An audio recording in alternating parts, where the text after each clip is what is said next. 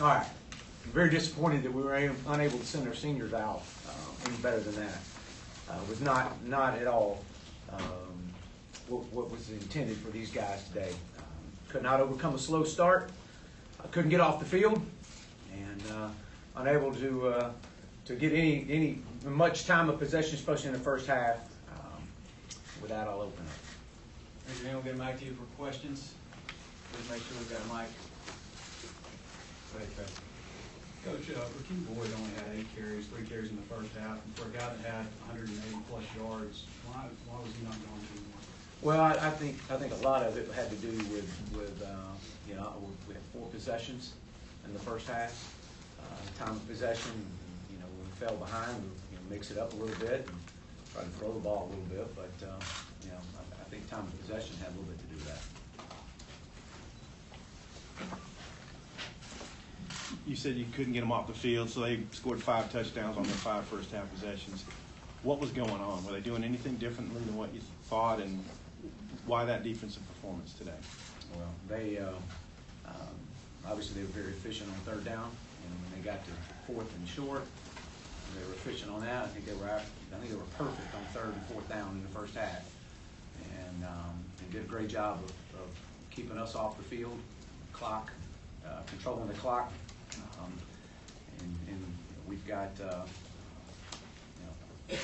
thought they did a good job mixing up some run and pass, but we've got to be able to get off blocks and make some plays and get into some 3rd and longs. I guess just given what's happened the last few weeks, any thoughts about your future with the program and the program's future? Well, I'll tell you this: it's it's going to take some time.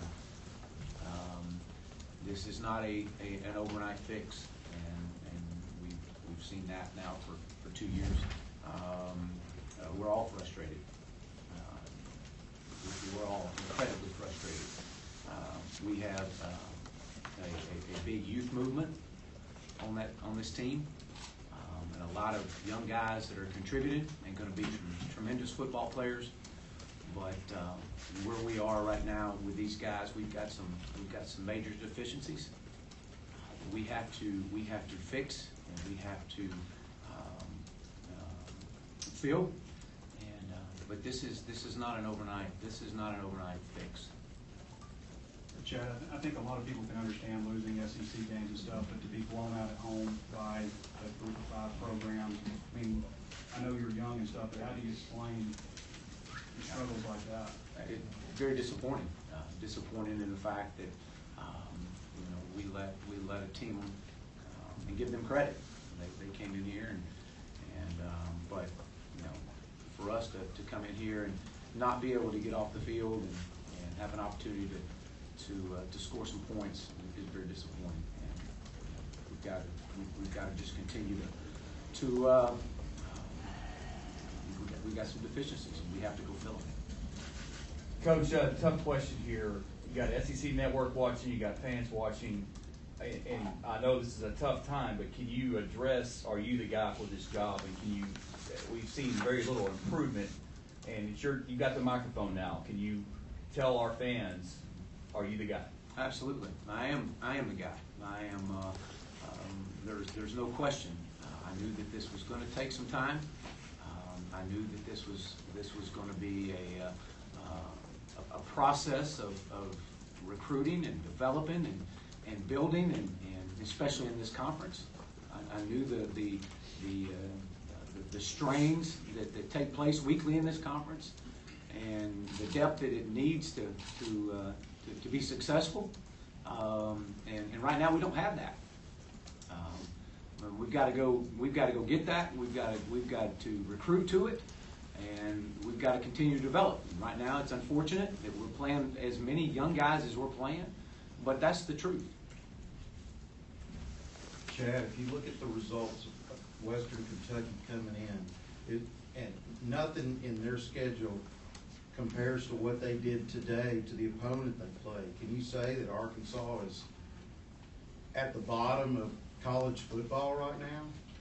I think that we are in a part of where our program is that we're asking a lot of 18-year-old young men to step in and play against some older guys, and that's there's no excuse in that. But they're having to grow up, and they're having to grow up the hard way, and we're definitely not where we want to be. And as I mentioned earlier, it's disappointing, and you know, we're all frustrated with it. But and you know, these young men will continue to grow, and they'll continue to mature and develop. Coach, I think people want to hear what you think the deficiencies are and which you think you can fix fast and which you think are, you know, more long-term things that you have to fix. Well, you could look at us over the last few weeks, and you know, we're struggling stopping the run. Now, that's one of them. You know, we've got some areas there, and from a depth standpoint, you know, we've got to create depth on both sides of the ball, offensive line, defensive line. That has got to happen in this league, and that's where it starts. This is a line of scrimmage league. Chad, given the way things have gone, though, have you had conversations with Belichick, and has he given you those assurances that you have the time that you need to get this program in order? We talk each and every Sunday and go through the program in depth each week and go through the game, and he and I'll continue to visit. Coach, you coached Todd Story last year. He came in today, 22 of 32, 213 yards passing, 77 yards rushing. Just talk about his performance today against you. Well, I commended Ty all week long after watching him, and you know, an older guy that you know, got in and found his niche and did a great job. And obviously his performance today was on par. And I had a chance to talk to him right after the game, and just told him, you know, I was proud of him, and he's a great kid. He loves the state of Arkansas. And your quarterbacks, can you talk about what you saw from John Steven and KJ? And can you update us on KJ's shoulder? And there's some other guys that were dinged up. Trey Knox, I think, some other guys. Yeah, Trey went out with an ankle early on, I think in the first half, and was unable to return much. I thought that both John Steven and KJ did some really good things. Again, guys continue to grow, they'll continue to get better. I thought that as we started the second half, did not know if KJ was going to be able to go. He had a shoulder injury that he had gotten, and came in, doctors evaluated and shot it up, and it took a little bit for it to take over. But I thought when he got in there, I thought he played tough, and you know, obviously moved the football, and that was good to see. And I wish we could have the touchdown pass back on the holding call, but I thought he made some good decisions with the ball. But again, a young man that's growing up right in front of us, and with every rep. Coach, has there been any change to who is calling the plays? Is it still both you and Coach Craddock, or? Yeah. Coach, I had the opportunity to speak to Hunter Yurachek after the San Jose State loss at the Little Rock Touchdown Club, and he said that you had his confidence and that the thing that gave him assurance was that this team continued to be competitive. Now, I know there's a difference between competitive and giving effort, and you're happy with your team's effort, but do you honestly feel like this team is competitive every Saturday, especially losing a game 45-19 to Western Kentucky? Well, I think when you look at the way it happened today, the outcome of today, it was very disappointing for all of us, and there's no question with that. And as I shared earlier, and as we look out there, and we're rotating guys in on both sides of the ball, and we're trying to find the right fix right there, and letting a lot of these young guys take on that ownership and their play. And so it was disappointing with the effort, and has been over the last couple of days or a couple of weeks. But you know, again, this is a lot of young guys that are continuing to grow up, and we're going to continue to play these young guys. With John Steven and KJ, was it scripted for KJ to come in the fifth series, or did you consider putting him in earlier and a change in the starter moving forward? Well, you know, we had a plan to play KJ. You know, John Steven let us down, and we scored with Rakeem's run, and you know, had an opportunity there to let him have the next series. You know, again, the time of possession in the first half weighed a little on that as well. We wanted to get him in before halftime. We thought we might be able to get him in earlier, but we didn't anticipate the time of possession being like it was. Coach, when you were hired, you said that this was going to be one of the most explosive offenses in the country. Given that statement, is this job more of a rebuild than what you thought it was at that time when you took the job? Well, it is as I did mention, that we will want to be one of the most explosive offenses in the country, but we also want to do what we don't want to get out there and play it to a speed at which we're going 3 and out and putting the defense back on the field. So there's been some adjustment to that. I think you look at where I've been before and how fast we play, and some of you just have to adjust to it. But I knew this was going to be this was going to be a rebuild. I knew it when I took the job. I knew from just looking at all the other SEC programs and looking at what we have to get and where we have to recruit to get this program where it needs to be, and the areas and the footprint that you need to recruit in.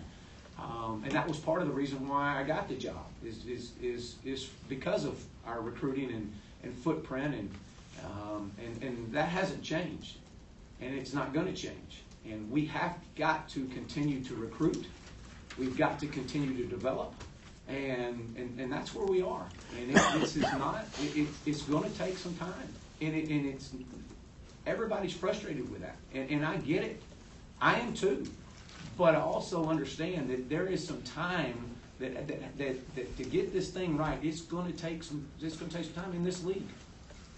It looked like KJ was targeting Traylon Burks quite a bit. Have they kind of built a rapport in practice or anything like that?